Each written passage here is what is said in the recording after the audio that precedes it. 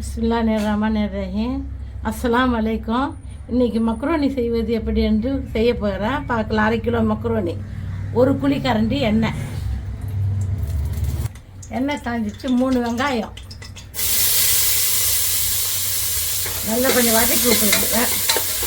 பொரிஞ்சிச்சு வெங்காயம். இப்போ 3 ஸ்பூன் இஞ்சி பூண்டு, 2 பச்சை மிளகாய் அதிலே போட்டுட்டுங்க, கொஞ்சம் வதங்கட்டும்.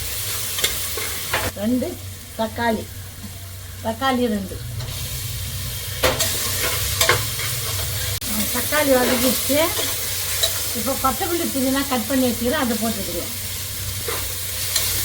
அதையும் கொஞ்சம் நல்லா வதக்கி போட்டுக்கிறேன். காரத்துக்கு தேவையான பொருட்கள் 1/2 ஸ்பூனு மிளகாத்தூள், 1/4 ஸ்பூனு மிளகுத்தூள், 1/4 ஸ்பூன் மஞ்சத்தூள், கரம் மசாலா 1/2 ஸ்பூனு, தேவையான அளவு உப்பு, இதெல்லாம் அதில் போட்டுடுங்க.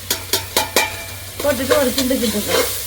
இப்போ நான் செய்கிறது 1/2 கிலோ மக்ரோனி. அதுக்கு தேவையான தண்ணி எதில் அளவு எடுத்துக்கிறியோ அதே அளவு ஒரு 1க்கு 1 தண்ணி ஊற்றுக்கும். இது கொதிக்கிட்டோம். கொதி வந்தோடனே மக்ரோனி போட்டு விசில் விட்டுடலாம், அவ்வளோதான். கொதி வந்துடுச்சு. இப்போ மக்ரோனியை போட்டுடலாம்.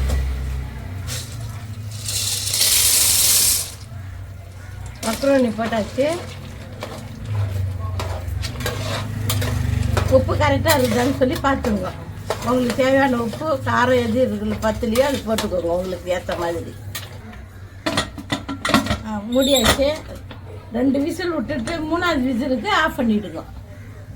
விசில்லாம் அடங்கிச்சான்னு பார்க்கலாம். விசில் போயிடுச்சு. இப்போ திறந்து பார்க்கலாம். மசாலா நல்லா இருந்துச்சு.